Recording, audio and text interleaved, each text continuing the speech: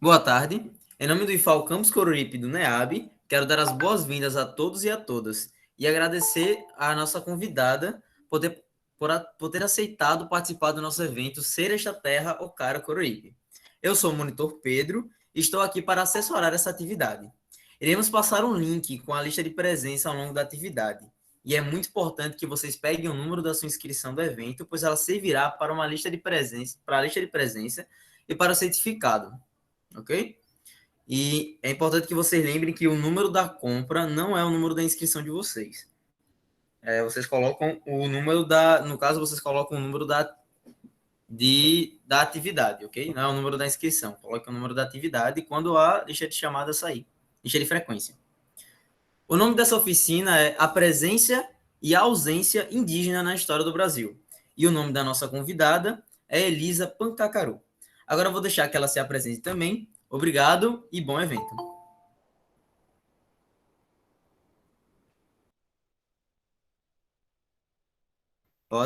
Já pode começar, Elisa.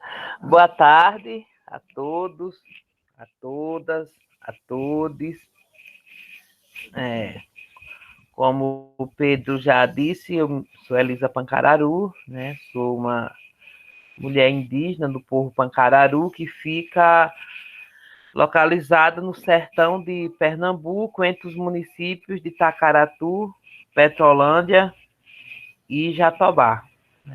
Sou uma professora indígena, sou mestre em antropologia, com pesquisa sobre lideranças mulheres indígenas, e é com muita alegria que eu aceitei o convite, que estou aqui com vocês nessa feliz tarde de agosto, né?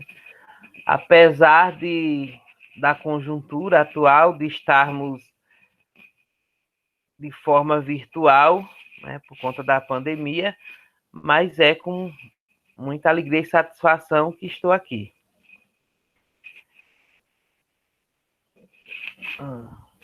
Quando eu recebi o convite para participar dessa atividade, também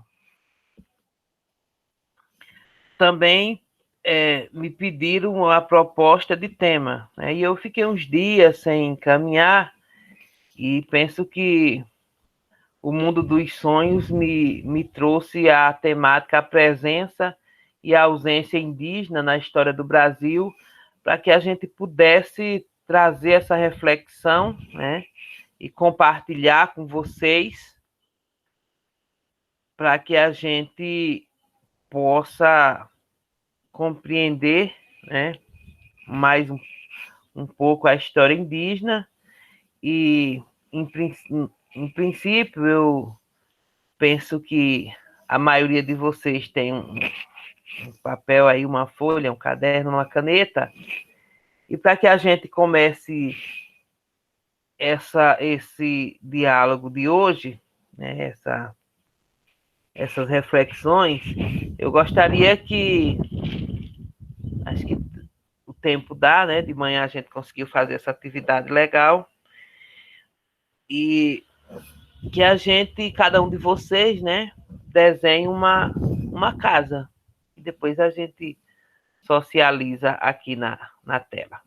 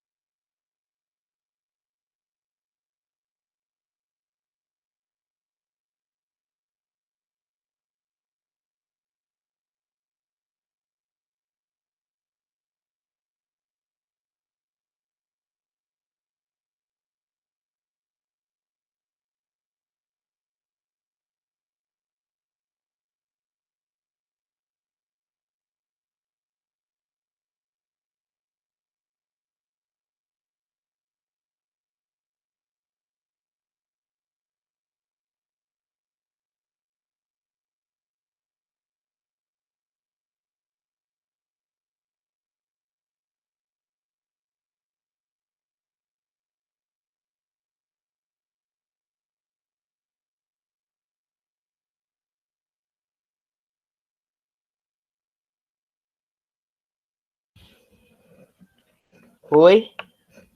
Pronto? Terminamos o desenho da nossa casa?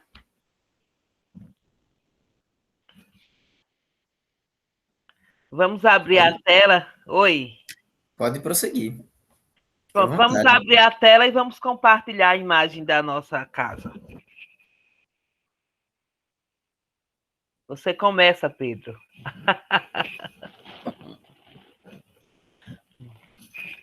Rapaz, eu não desenho muito bem, não, viu? Aqui, uma casa. Olha as demais casas. Ok.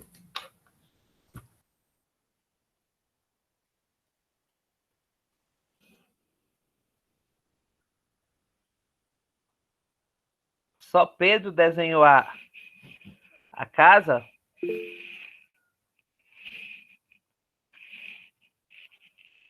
Vão ficar sem recreio. Olha as casas, olha as casas.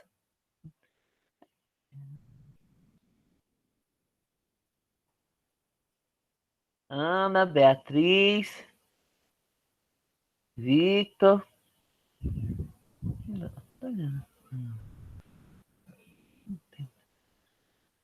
Gabriela, Camila.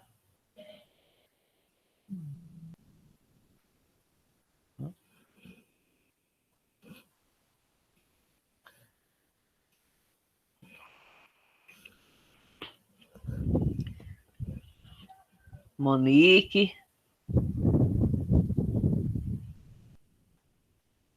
Cleidiane, Pablo. Olha as casas.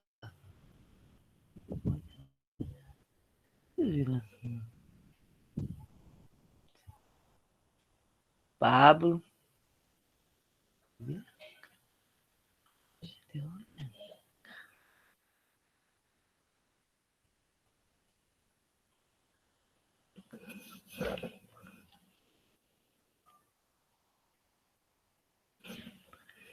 Bom, gente, deu para a gente dar uma olhada, visualizar todas as casas. Em um momento presencial, com mais tempo, né, a gente, cada um falaria sobre a sua casa.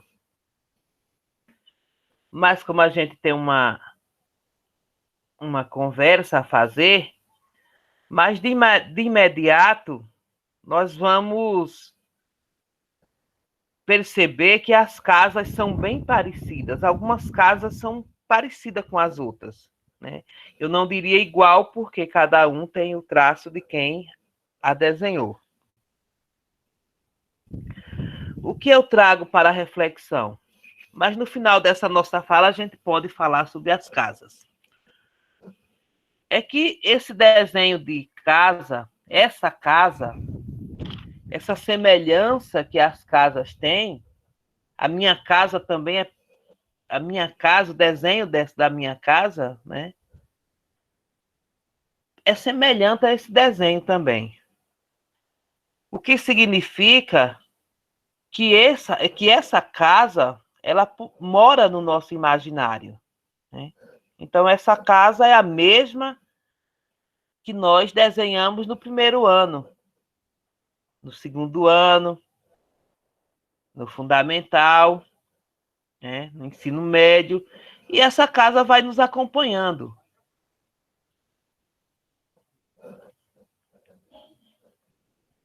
Ou seja, essa casa, ela mora no nosso imaginário, ela mora no nosso subconsciente. E aí nós vamos ver alguns detalhes, poucos detalhes, poucas mudanças tem as nossas casas. Mas a casa do Pablo era uma casa moderna, já tinha antena, né, parabólica. E as nossas casas, as outras eram semelhantes, né? E se fôssemos desenhar uma árvore, com certeza a árvore teria frutos vermelhos, maçãs, talvez, né? Então, essa dinâmica de desenhar a casa, é para a gente fazer uma reflexão sobre o que há no nosso imaginário sobre os povos indígenas, né? Sobre os indígenas. Então, o que nós temos de informação? O que está na nossa mente? O que nós pensamos? Nós, a população brasileira. Nós. E aí, eu vou lembrar de algumas falas que eu vi alguns políticos fazerem na TV, né?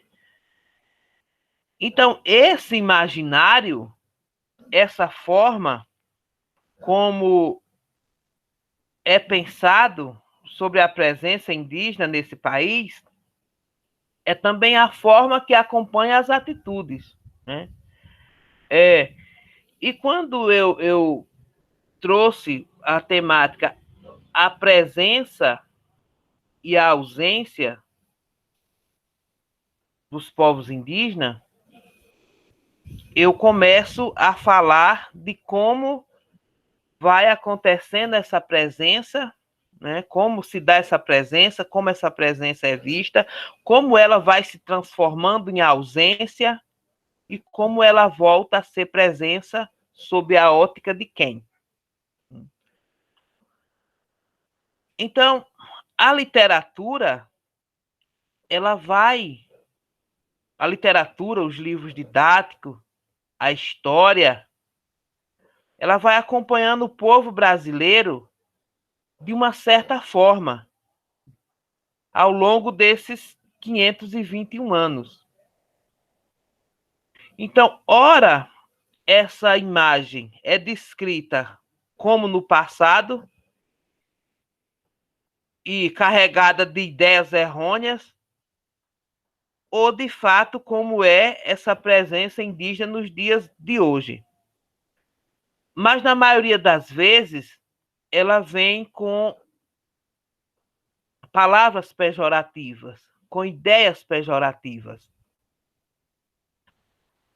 Porque quando se pergunta ou se fala da pessoa indígena, então de imediato algumas pessoas vão dizer caçavam, pescavam, andavam nus, usavam cocá, e pejorativamente vão dizer preguiçosos, não tomam banho. E esse tipo de informação vai povoando o imaginário, né? Eu digo imaginário, mas às vezes vai povoando a fala real das pessoas, o entendimento real das pessoas, o que elas pensam sobre os povos indígenas. Embora não seja numa totalidade, porque algumas pessoas vão conhecer alguns povos e vão falar dessa presença. Qual é essa presença indígena? Mas se essa presença, esses aspectos da presença e esses aspectos da ausência tem uma trajetória do ano de 1500 até os dias de hoje, então essa forma de falar essa história, de contar essa história, depende de quem conta, de quem é essa ótica, de quem é essa fala. E aí eu vou trazer alguns aspectos históricos, né? Que é, a partir de 1500, a chegada do invasor, com sua cultura europeia, porque eram portugueses, né? E esse invasor, quando chega nessa terra, que encontra pessoas com hábitos diferentes, com aparência diferente, com formas de organização e de vida diferente. Então, claro, naquele contexto, e até hoje, né, aquele olhar racista, aquele olhar de quem não aceita o diferente, a gente fala de uma relação de estranhamento, Mas não é apenas uma relação de estranhamento, é uma relação de não aceitação. Portanto, vamos mudar. É igual você ter a sua casa diferente, eu venho de fora e digo, não, você precisa mudar. Porque a sua casa, se faz necessário ser igual às demais casas. Mas essa relação de estranhamento e de não aceitação, ela também traz sujeitos para mudar esse jeito diferente de ser, né? E aí é a cruz e a espada mesmo. Embora, e aí a gente vai encontrar em alguns livros escritos, alguns textos escritos pelos jesuítas, e ele vai falar desses costumes estranhos para eles, né? Ou seja, o não aceitar o diferente. E ao mesmo tempo que esses jesuítas, e a gente traz o jesuíta bem presente na nossa fala, porque são eles que vão estar na literatura, né? Eles vão estar nos livros didáticos, nos livros de história. Então é como se fosse apenas a cruz, mas lá também estava a espada, né? Então essas mudanças, elas vão ser violentas. Essa exigência, essa obrigatoriedade de fazer com que aquelas pessoas que ali estavam entrem pelo caminho da mudança, a mudança rápida, né? Da integração e da assimilação, porque a proposta e a fala e os documentos vão falar de assimilação, de integração. No entanto, não vão falar de que forma se dá essa integração e essa assimilação. De forma violenta, é claro, em princípio. No entanto, essa trajetória vai trazer outras características, né? Além da violência, vem a desvalorização cultural, a desconstrução cultural. E aí, essa desconstrução cultural caminha para o apagamento, a invisibilidade, a invisibilização dessas identidades. E hoje, 521 anos depois, essas características, essas formas de vida são cobradas, como se não fôssemos seres humanos que evoluímos ou mudamos, né? Talvez a nossa condição hoje não seja tanto de evolução como de uma mudança forçada de todas as partes, né? Seja forçada no espancamento, seja forçada com as epidemias que aqui chegam. Então, muitos povos, nações foram exterminadas aqui, a partir desse desconhecido que aqui chega. E esse desconhecido, em princípio, traz epidemias, piolhos, sarna, gripe, doenças que aqui não existiam, mazelas que aqui não existiam, né? Até porque aquela turma que vem naquelas caravelas vai, além das doenças que eles trazem de lá, ainda vão multiplicando na trajetória da viagem dele, e aqui a relação do contato faz com que essas mazelas e outras, né, vá fazendo parte desse extermínio.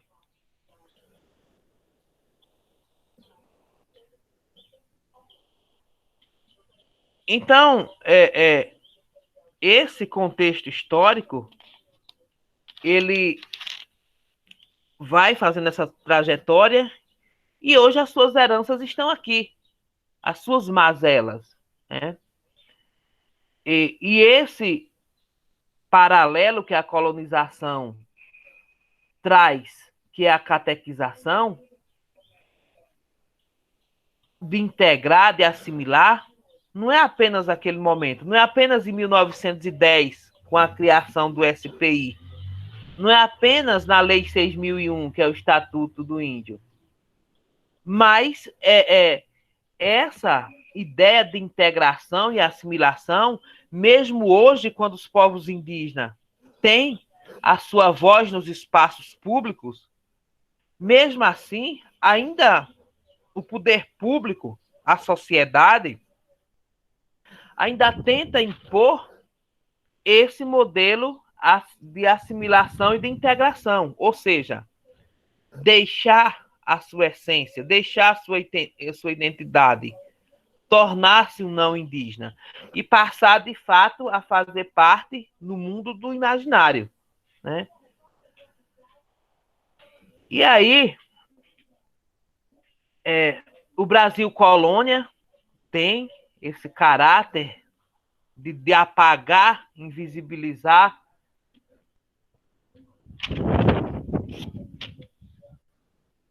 menosprezar essas identidades. E aí, em 1910, com a criação do SPI, essa atitude, essa proposição, esse desejo passa a ser mais claro. E vai chegar até a FUNAI, inclusive nos dias de hoje, né? Em pleno tempo, em pleno momento em que o movimento indígena nunca esteve tão atuante na luta dos seus direitos sociais e coletivos.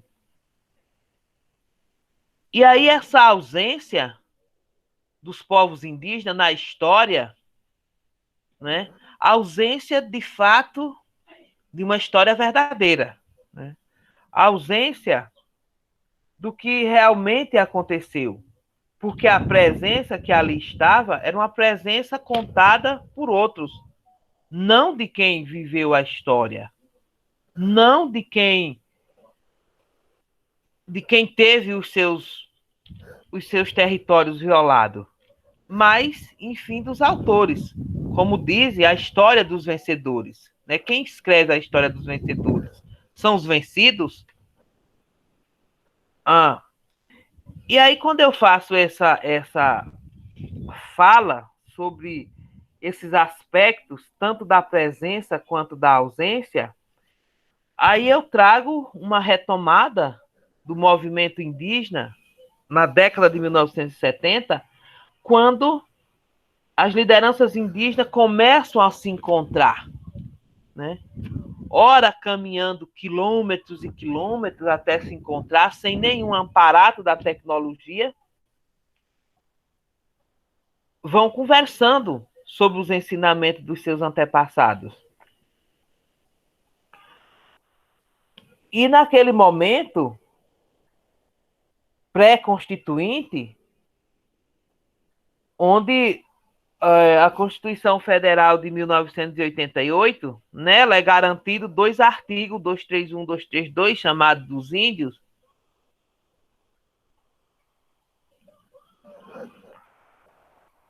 não como um presente, mas como luta das lideranças indígenas que ali estavam, né?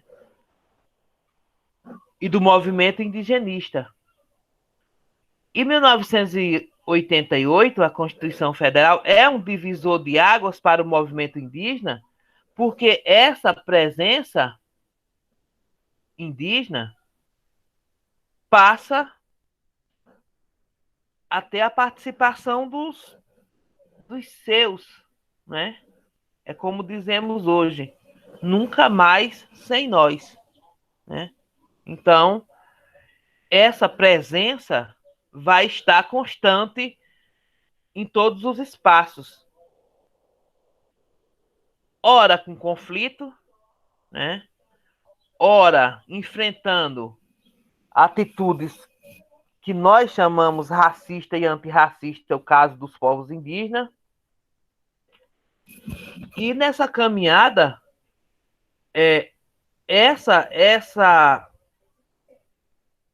essas estratégias de exterminação, essas estratégias de tornar ausente as nossas lideranças, os nossos povos, ora de forma cultural, né? Ora menosprezando a nossa cultura, ora expulsando os nossos dos nossos territórios. Mas a Constituição Federal ela vai fazer com que desencadeie, ela seja inspiração para os demais direitos coletivos, né? Saúde, educação, sustentabilidade. E a gente passar a ocupar outros espaços públicos que também são nossos, como, por exemplo, a universidade. Bom, eu costumo parar um pouquinho para conversar com os que estão presentes, né? Para que a gente possa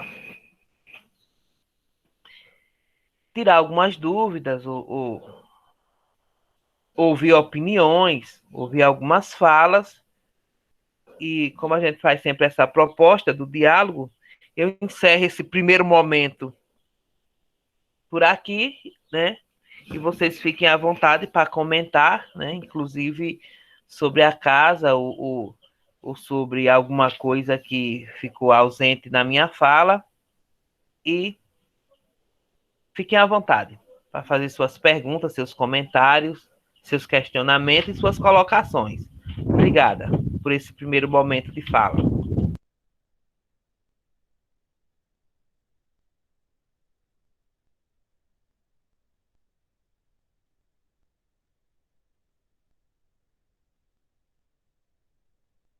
Eu acabei, infelizmente, perdendo uma parte da fala da senhora por conta da energia que acabou caindo aqui. E eu acho que é o mesmo caso de muitas pessoas que estão presentes aqui. Acontece. Olá, Elisa, tudo bom? Boa tarde, querida. Oi, professor, tudo bem? Então, o professor Luiz agora ganha rosto. Então, eu acho que é muito impactante aí a sua fala. Inclusive, eu quero aí elogiar que você está com uma camisa da bandeira do nosso país, chamado Pernambuco. Então, isso tem sido comentado nos bastidores. Enfim, só quem é que sabe.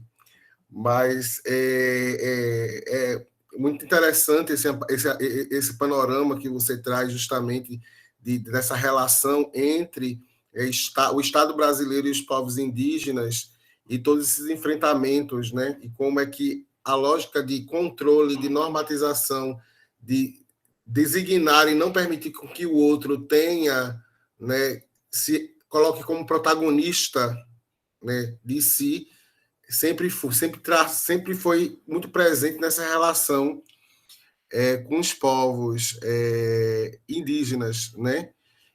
Na realidade, eu queria, inclusive, na realidade, para além do que foi falado nesse primeiro momento, era um pedido que você pudesse falar. Talvez você venha trazer isso no segundo momento, né? Algumas experiências ou alguns relatos ou um relato, né, de enfrentamento, dificuldade, negociação que o povo pancararu tem vivido em Pernambuco, né, que possa dar esse link com esse panorama para a gente entender ainda as permanências, muitas vezes, desse Estado que não cumpre o seu papel de garantir, né, a autodeterminação e o direito ao território aos povos indígenas.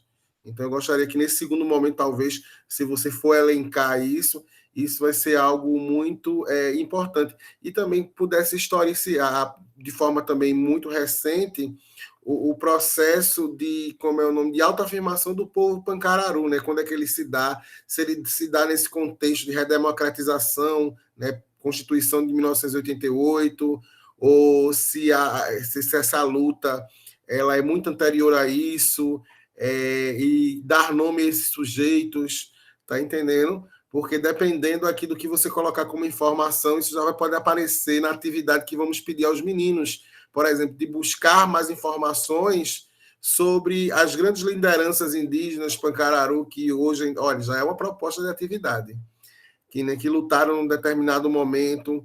Então, que se você pudesse trazer para o local, em algum momento, da sua fala, ia enriquecer, ia ser maravilhoso por nos aproximar mais e mais dessa grande figura, dessa grande personalidade que é você, né? E quero elogiar também a sua foto de divulgação, que está belíssima.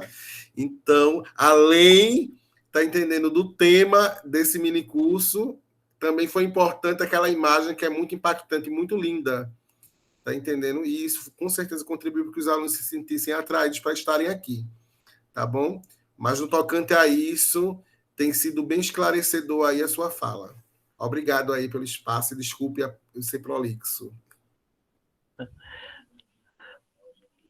Espero que a minha fala ela seja corresponda à fotografia, né? Eu estou na aldeia, né? Ainda estamos em isolamento social da cidade, né? Então, eu disse de manhã, né, que Pancararu tem, nós chamamos de o tronco velho Pancararu uma grande árvore, né? E nós estamos aqui vizinho a Alagoas, na divisa com Alagoas, e do nosso povo saem algumas famílias e formam as chamadas pontas de rama. Algumas pessoas veem a palavra ponta de rama como pejorativo e outras como continuidade de uma cultura em um outro lugar. E aí do povo Pancararu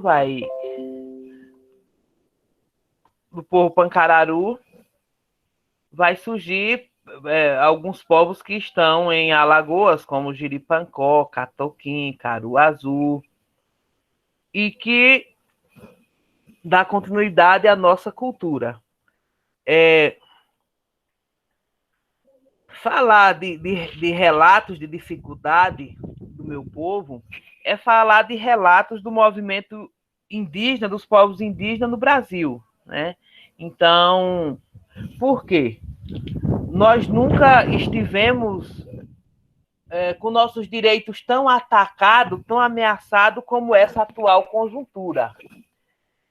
E trazer a Constituição Federal como um marco não significa que as coisas comecem ali, né? Como diz o marco, a proposta de lei para o marco temporal, onde os povos indígenas só têm direito à regularização de suas terras se em 1988 estivessem ali. Ora, nós não estávamos ali apenas em 1988, nós estávamos ali desde sempre, né? Desde sempre. Nós não somos invasores de nossas terras. E aí, falar de dificuldade enquanto povo indígena, de enfrentamentos, é falar de um primeiro enfrentamento, não apenas nosso, como de todos os povos, que é a garantia pelo território.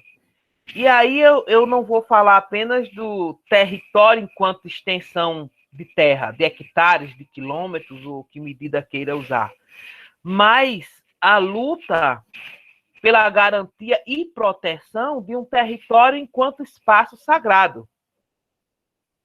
E esse espaço sagrado não é apenas porque garante a nossa sustentabilidade física, não, mas é porque é um espaço sagrado onde moram outros seres, onde moram os nossos antepassados. Então, onde moram seres humanos visíveis, mas também invisíveis, seres sagrados, espíritos sagrados.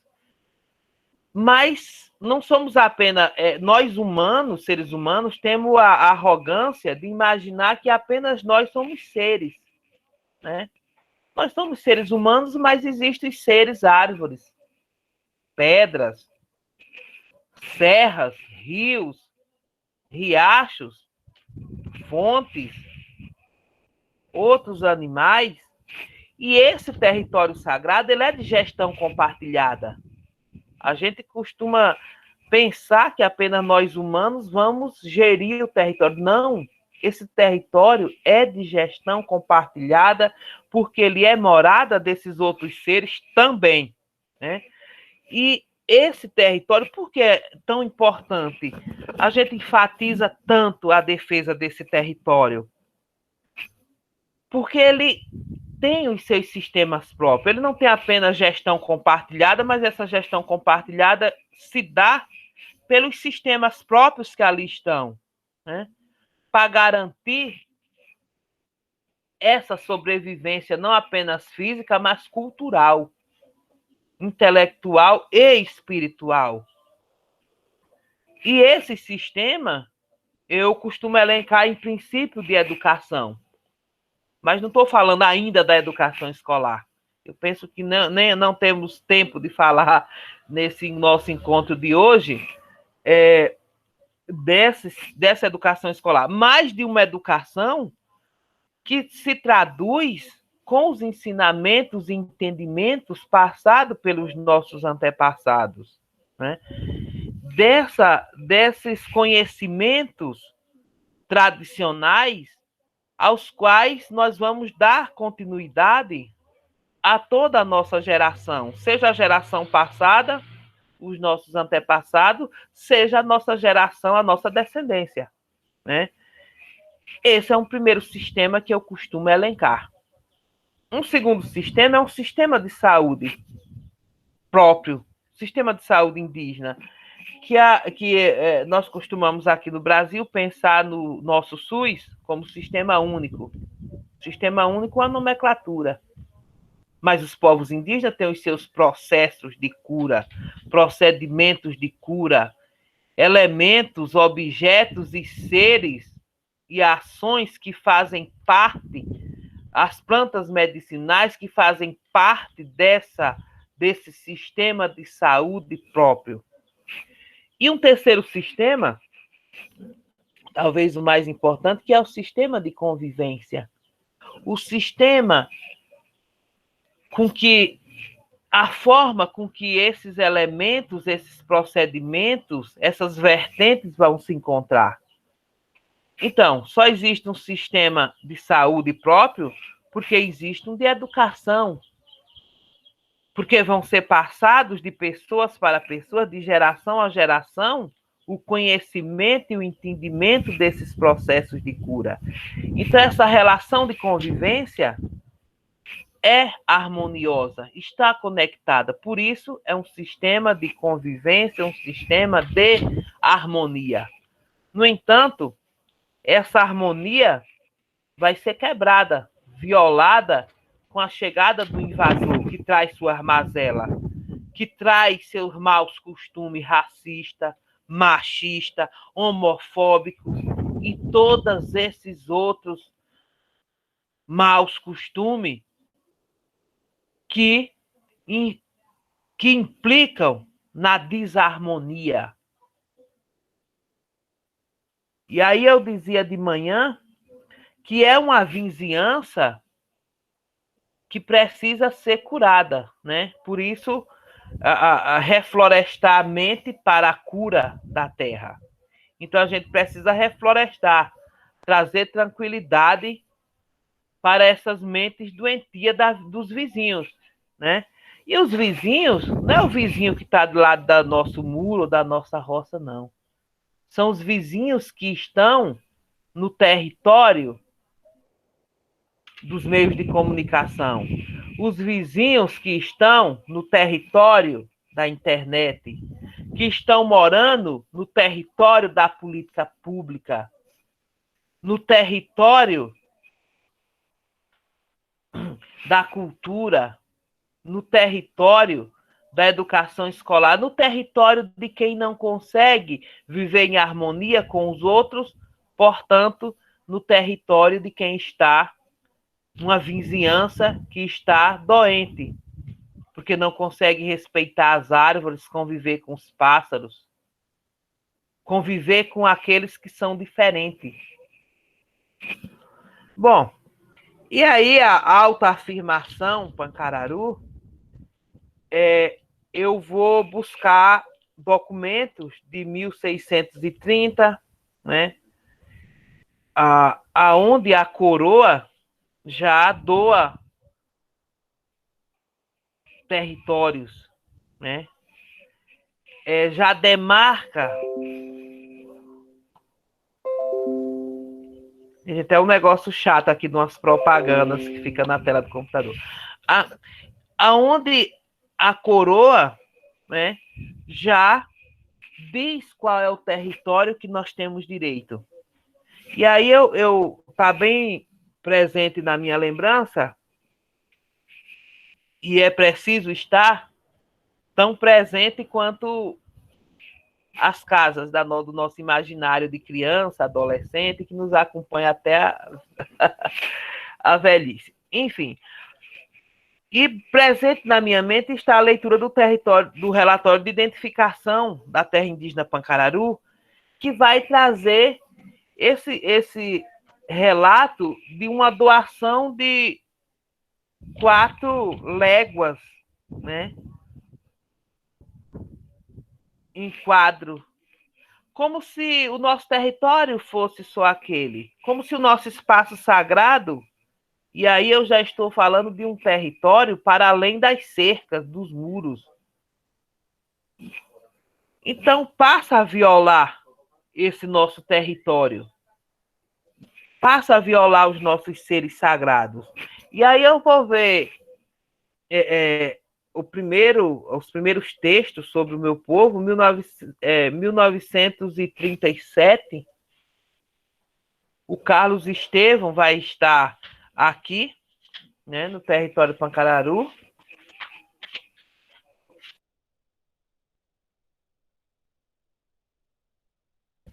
O Carlos Estevão vai estar aqui e vai escrever o Ossuário da Gruta do Padre e vai relatar violências, barbaridades, crime contra as nossas crianças, né?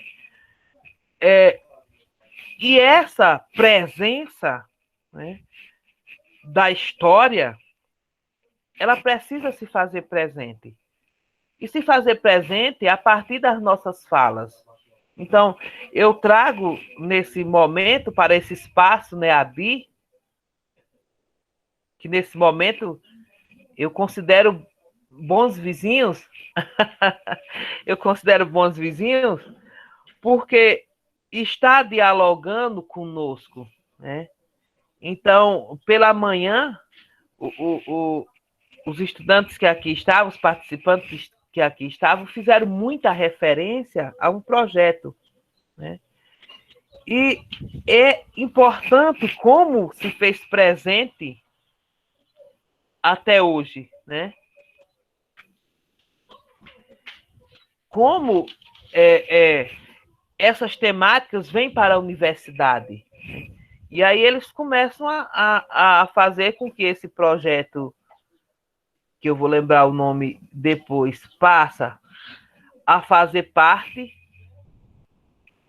dessa presença, se torna presente. É uma presença para trazer para a pauta do dia, para as discussões, para as reflexões, esses temas que estão ausentes, né? E aí eu vou parabenizar o NEABI, eu vi as outras temáticas, por estar aqui, eu não vou não vou ver os outros palestrantes, né, os outros minicursos, mas dizer que me sinto feliz, né, me sinto contente, e uma vez me sinto contente por mim, Elisa, pelo meu povo, mas pelos meus parentes, né. Eu estava ouvindo a fala do Edgar, lá na conferência de abertura, e ele vai dizer por que nos chamamos de parente, né? E aí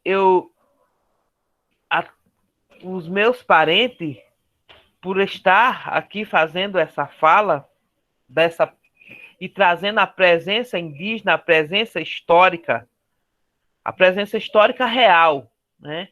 Porque outras presenças históricas nos livros didáticos,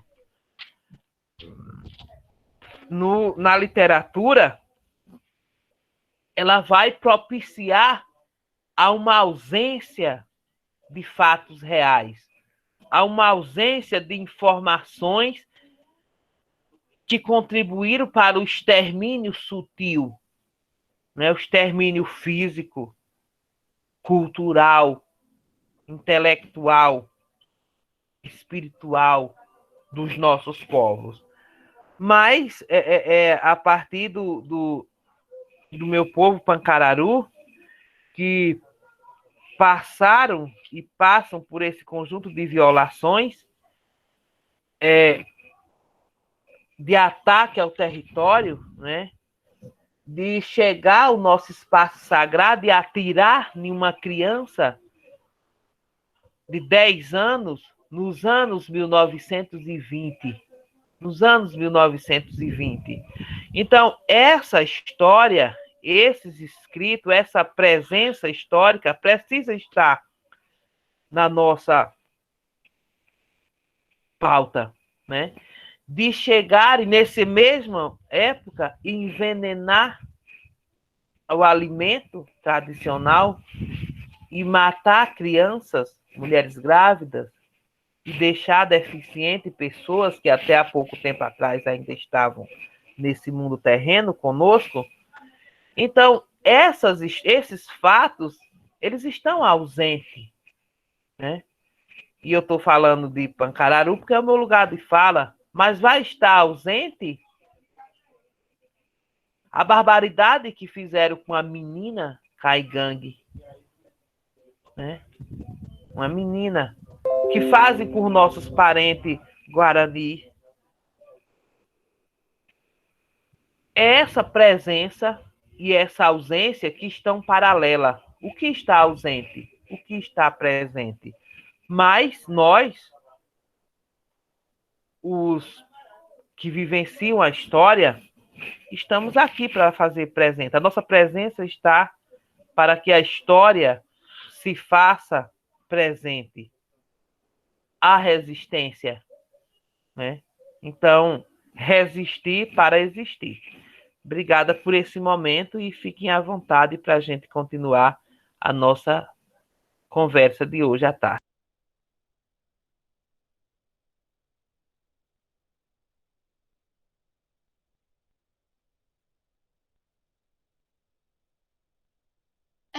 De fato, eu acho muito importante esse projeto que o professor Luiz, junto com a professora Flora, a professora Laís, é, começaram a elaborar, porque antes, em nenhuma das escolas que eu já estudei, eu tinha ouvido falar ou já abordaram esse tipo de assunto e tudo mais. Então, eu acho muito importante.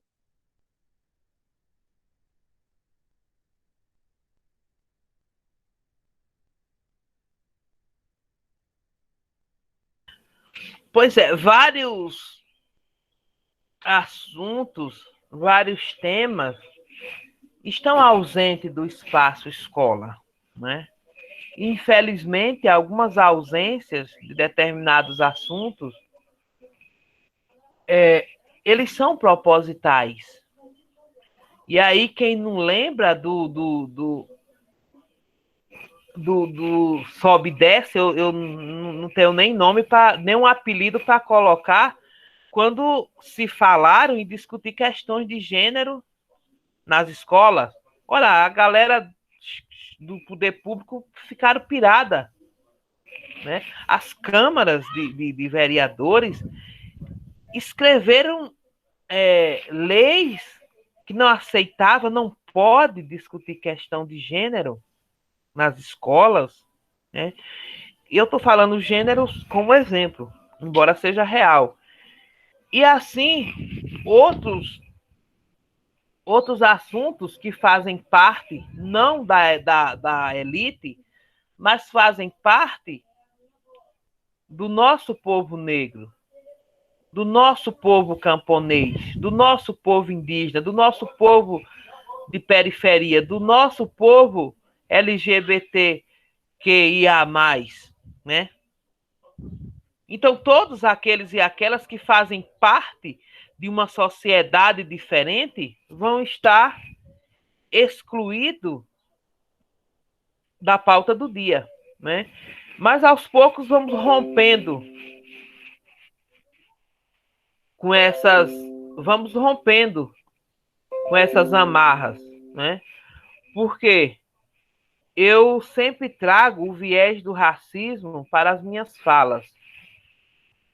Porque é um sistema também, é um outro sistema, mas é um sistema em que um conjunto de pessoas pensam, se sentem e agem como sendo melhor que outros. E aí vai para a política pública, para a violência gratuita, enfim. E tem aqueles e aquelas que saem prejudicadas e muito prejudicadas, violadas, violentadas nesse sistema. E a escola, chamada extensão da sociedade, deve trazer esses espaços, trazer essas temáticas para a pauta do dia, para a presença do debate, se fazer presente no debate, né? A luta contra a ausência e a invisibilização, porque a invisibilização, não apenas da história dos povos indígenas, mas de outros grupos, ela é proposital, né? A quem interessa não falar de povos indígenas ou falar? Então, por trás de cada atitude, determinação, lei, imposição, há um porquê, há um interesse, a quem interessa, a alguém interessa, né?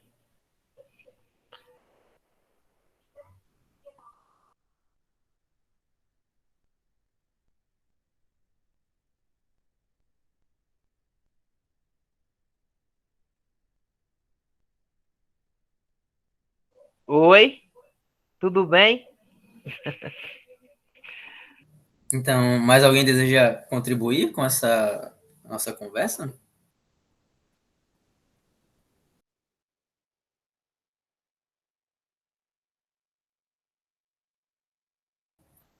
Bom, Elisa, a senhora tem mais alguma coisa para falar? Bem, de acordo com a proposta de tempo, né, a gente caminha, se aproxima. Eu quero trazer para essa minha fala algo que eu costumo falar e que faz parte também desse contexto de ausência e presença, né? Que é a história das mulheres indígenas. Então, como o professor Luiz falou dessa autoafirmação do povo pancararu, eu sou de uma sociedade, eu me considero de uma sociedade matriarcal também, né? Eu sou uma pesquisadora sobre questões de gênero, em especial sobre mulheres indígenas. E a minha inspiração parte de 2 grupos em especial, de mulheres empoderadas e de mulheres que vivem em contexto de subalternidade, mulheres indígenas. Então, para concluir essa minha participação no dia de hoje, eu, no entanto, estou à vontade para fazer suas interferências na minha fala em qualquer momento. Eu sou de uma sociedade matriarcal também. Eu fui uma criança que eu convivi com energia elétrica já aos 15 anos, né? Então, por isso, eu tive tempo, oportunidade de conviver e aprender com grandes lideranças mulheres. Eu sou de um povo que tem na sua história a presença marcante e o nome de mulheres, né? E de homens também. Mas essas mulheres são parteiras, rezadeiras, curandeiras, puxadoras de rituais, e ao longo dos tempos elas vão passando a participar e ocupar outros espaços. São caciques, pajés, profissionais de educação, profissionais de saúde. E a partir dessa sua participação nos espaços internos, como as assembleias, reuniões, os rituais sagrados, a cozinha, e eu estou falando a cozinha enquanto espaço de alimento e não de subalternidade. Essa cozinha da subalternidade é uma outra, mas o alimento como sagrado também. Bom, e enfim, essas mulheres vão ocupando espaços no âmbito local, mas também no âmbito municipal, estadual, nacional e até internacional. E por que eu trago a ausência e a presença das mulheres? Eu estou falando do povo Pancararu, mas eu estendo a minha fala para os povos, dos demais povos de Pernambuco, de Alagoas, onde tem na sua história essa presença também, né? Então, pouco nós vamos ouvir falar das mulheres indígenas, né, dessa presença. Agora, nesse momento que estamos, tem acontecido um fenômeno interessante, que são espaços de mais debate sobre a presença feminina.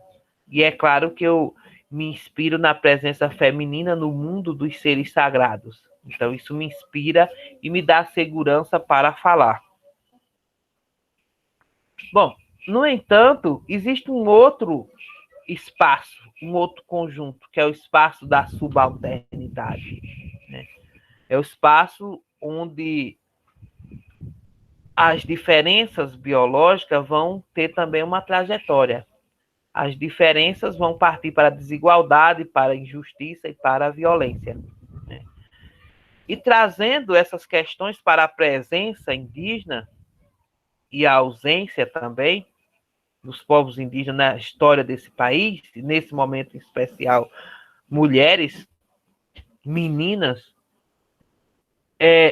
esse contexto histórico que eu faço, ele também inclui as mulheres, né? A violação, violentação. Embora essa violação também tenha acontecido com os nossos homens e nossos meninos. Mas eu chamo a atenção para a necessidade de trazer para a pauta do dia. Tudo isso que eu disse aqui, vocês disseram também, né? E eu ouvi também hoje de manhã, também na conferência de abertura, e dizer a minha imensa gratidão por ouvir, por dialogar por trazer a minha voz a esses passos. Com certeza não é apenas a voz de Elisa, mas a voz dos meus antepassados, a voz dos que me ensinaram, dos que me deram educação indígena, né? Para além da escolar, né? Então, a minha fala é a fala inspirada nas grandes mulheres, nos grandes homens com quem eu vou convivendo e que vão passando essa educação indígena em forma de ensinamento para que a gente leve essa luta por direitos sociais e coletivos a todos os campos, né? E claro que essa luta ela tem viés cosmológico, né? Viés epistêmico, viés sociais, culturais. E aí, quando eu digo viés cosmológico, porque nós também precisamos nos defender do fundamentalismo religioso, né? Nós precisamos nos defender de uma cultura que ameaça no sentido de apagar, invisibilizar as nossas formas de vida, de ver o mundo, da nossa cosmovisão, de uma luta por uma educação escolar indígena específica, diferenciada, que desconstrói uma escola que, ao longo do século, uma instituição escola que contribuiu e tinha no seu texto legal, inclusive, o objetivo de integrar, né, de apagar as nossas memórias e todos os contextos que tendem a apagar essa essência indígena, né? E dizer que nós não compartilhamos com nenhuma forma de violência a nenhum grupo social diferente do que se põe, do que se coloca o sistema racista. É isso. Gratidão.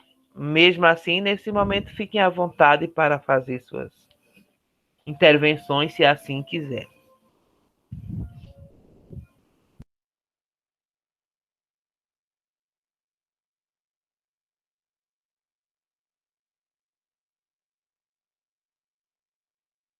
Oi?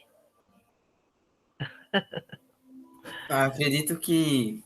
Não, se alguém quiser falar mais alguma coisa, ainda tem esse tempo de fala.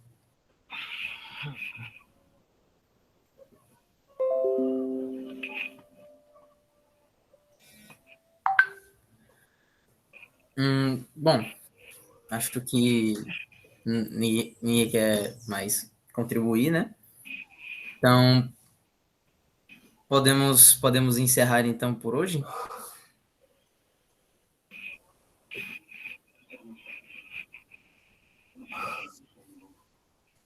Beleza? Oi? Já podemos encerrar ou... Eu penso que sim, né? Dada É, professor.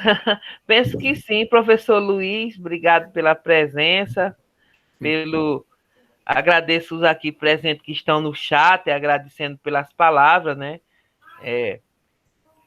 Então, em qualquer encontro, a gente não sai o mesmo, né? As mesmas, porque a gente sempre aprende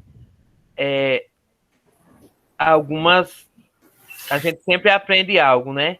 Então, alguém aqui do grupo, eu lá no chat, falaram sobre as escolas, né?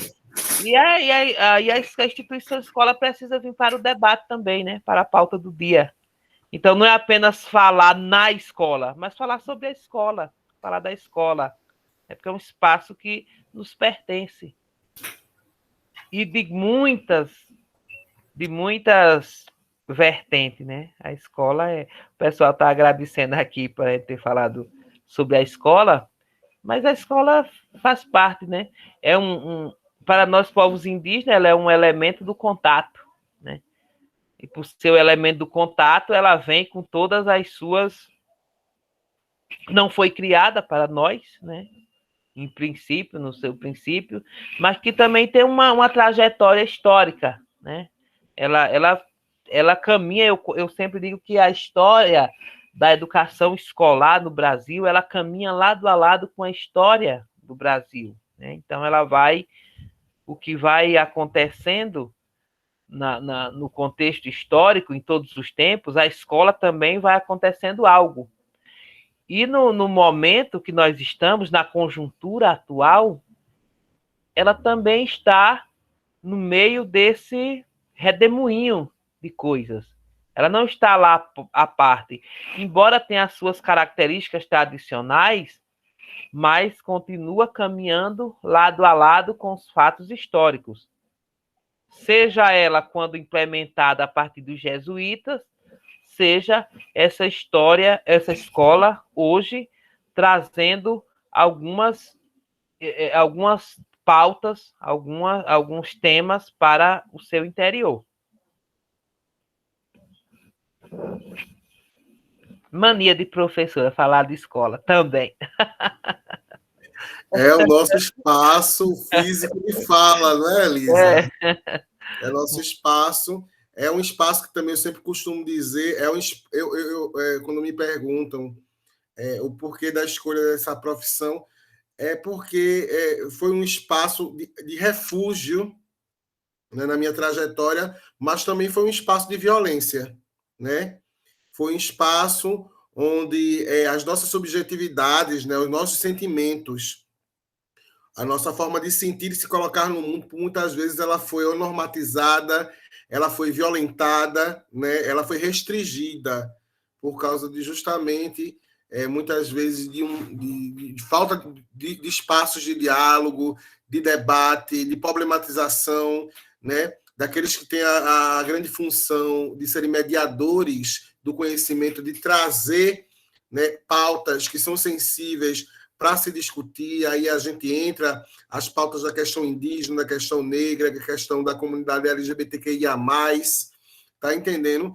Porque essas identidades múltiplas, elas fazem parte, né, do cenário da escola, e elas são urgentes, né, o debate sobre elas, para justamente a gente evitar, né, a perpetuação de estereótipos, né, de olhares preconceituosos em relação ao indígena, em relação à condição do negro, em relação aos corpos dissidentes, né? Aqueles que não são assimilados, não são medidos segundo a régua, né, do padrão heterossexual, cis, né, heteronormativo, ocidental, branco, né, que acaba sendo estabelecido como modelo, né? E os nossos jovens, eles sofrem bastante devido às pressões estéticas e uma série de outros preconceitos por causa desses modelos, essas expectativas que a sociedade lança sobre eles. Então, é muito importante a gente trazer esses debates para que as pessoas, né, que compõem a diversidade da sociedade e da comunidade escolar possam entender também que existe espaço para si no mundo. Existe um espaço seu, né? E desde já, Elisa, eu quero colocar aqui o NEABI, né, à disposição aí, como à disposição aí do povo pancararu, né, como espaço de divulgação, como espaço de construção, de diálogo, de ponte, de rede, de ajuda mútua, tá entendendo? Agradecer aqui em nome dos nossos alunos também a sua participação, né? Parabenizar mais uma vez aí a monitoria do Pedro. Pedro, eu estou perseguindo ele, ou está me perseguindo. De manhã a gente estava num, hoje eu escolhi aleatoriamente, nem sabia que ele estava nesse, mas ele está aqui de novo. Os nossos alunos e alunas aí que atentamente escutaram, ouviram uma mais velha, assim, o conhecimento, a sabedoria, a experiência dessa mais velha, que com certeza isso vai impactar a forma deles lidarem, né? Tanto com a natureza como com o próximo, criando e fomentando cada vez mais o sentimento de empatia. Então, muito obrigado, Elisa, por você trazer vida à nossa tarde. Obrigada também, professor. De manhã, essa sua fala, alguém perguntou, dos alunos perguntaram também por que eu escolhi, né, essa profissão, professora, por que o que me levou a fazer esse debate, né?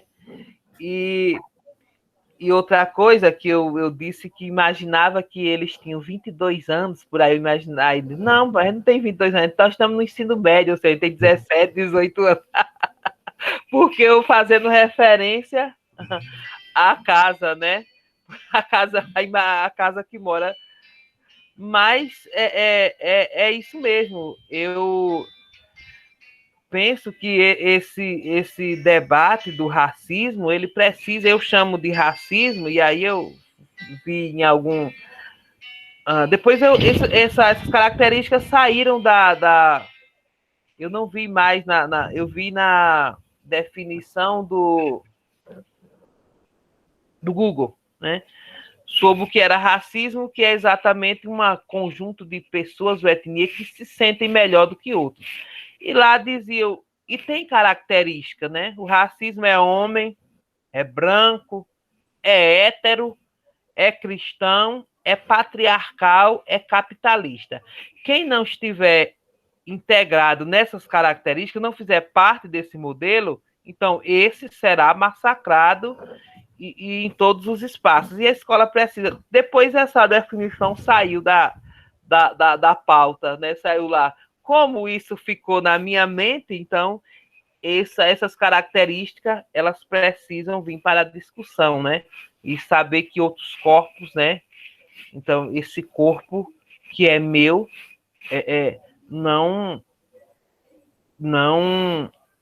está para a violação dessas outras características. Mas a gratidão por a tarde de hoje, feliz tarde, a tarde de hoje, né? Em que nos encontramos, e um dia feliz nos encontraremos pessoalmente. Gratidão. Pedro.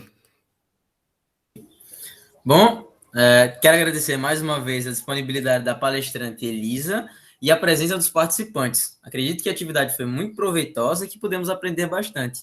Em breve sairão os certificados. Muito obrigado e boa tarde a todos e a todas. Obrigado.